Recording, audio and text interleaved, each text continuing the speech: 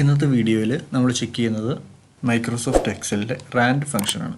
Rand function എന്ന് പറയുന്നത് ഒരു വോളറ്റൈൽ ഫംഗ്ഷനാണ്.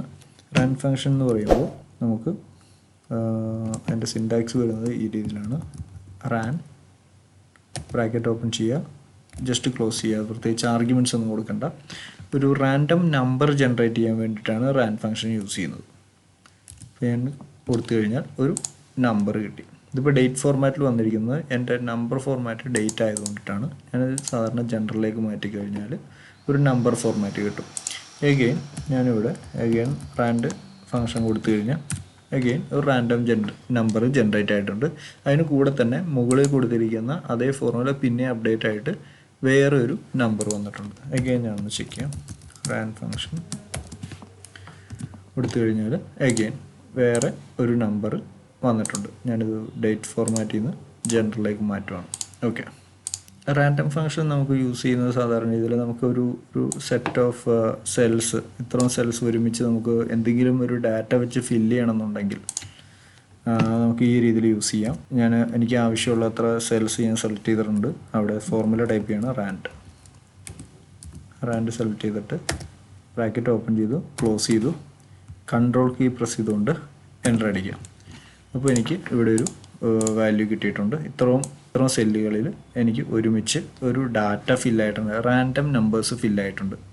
ഇത് ഓരോ സമയവും മാറിക്കൊണ്ടിരിക്കും. ഞാനിപ്പോൾ വേറൊരു സെല്ലിൽ എന്തെങ്കിലും ഒരു ഡാറ്റ കാൽക്കുലേറ്റ് ചെയ്യാൻ കൊടുത്തു കഴിഞ്ഞാൽ, അത് റാൻഡം നമ്പർ തന്നെ ജനറേറ്റ് ചെയ്യാൻ കൊടുത്തു കഴിഞ്ഞാൽ ഈ സെല്ലിലെ കംപ്ലീറ്റ് ഡാറ്റ മാറിയിട്ടുണ്ടാവും.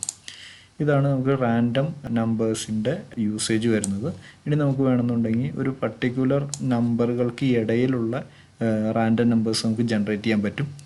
ഇനി നമുക്ക് 1000-നും 2000-നും ഇടയ്ക്കുള്ള ഒരു സ്പെസിഫിക് റേഞ്ചിൻ്റെ ഇടയിലുള്ള കുറച്ച് റാൻഡം നമ്പേഴ്സ് നമുക്ക് ജനറേറ്റ് ചെയ്യണമെന്നുണ്ടെങ്കിൽ ഞാനിപ്പോൾ ഫോർ എക്സാമ്പിൾ ഞാൻ ഇത്രയും സെല്ലുകളിവിടെ സെലക്ട് ചെയ്തിട്ടുണ്ട്. ഇതിൽ ഇത്രയും സെല്ലുകളിൽ എനിക്ക് 1000-നും 2000-നും ഇടയിലുള്ള ഒരു റാൻഡം നമ്പേഴ്സ് ജനറേറ്റ് ചെയ്യണം. അപ്പോൾ ഞാൻ ഫോർമുല ടൈപ്പ് ചെയ്യേണ്ടത് ഈക്വൽ റാൻഡ് ബ്രാക്കറ്റ് ഓപ്പൺ ചെയ്യുക, ക്ലോസ് ചെയ്യുക, ഇൻറ്റു എഗെയിൻ ഒരു ബ്രാക്കറ്റ് ഓപ്പൺ ചെയ്യുക, first number minus second number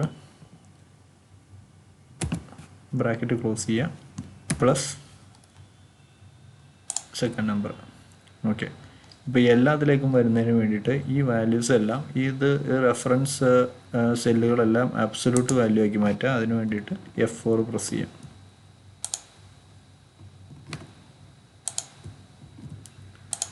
okay, അതിന് ശേഷം കൺട്രോൾ എൻ്റർ അടിക്കുക. എൻ്റർ അടിച്ച് കഴിയുമ്പോൾ ഞാൻ എത്രത്തോളം സെല്ലുകൾ സെലക്ട് ആക്കി വെച്ചിട്ടുണ്ടോ അത്രത്തോളം സെല്ലുകളിൽ 1000-നും 2000-നും ഇടയിലുള്ള നമ്പേഴ്സ് എനിക്ക് ജനറേറ്റ് ആയിട്ടുണ്ട്.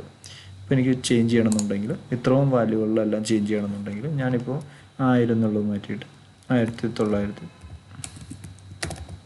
ഈ രീതിയിലേക്ക് മാറ്റുകയാണ്.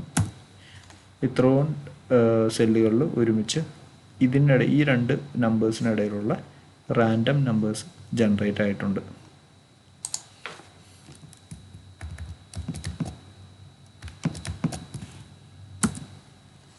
ഇതിൽ ചെയ്ത് കഴിഞ്ഞാൽ ഇപ്പോൾ ഒരു നമ്പറിനിടയിലുള്ളതാണെന്നുണ്ടെങ്കിൽ നമുക്ക് റാൻഡം നമ്പേഴ്സ് ഇവിടെ ജനറേറ്റ് ആയിട്ടുണ്ട്.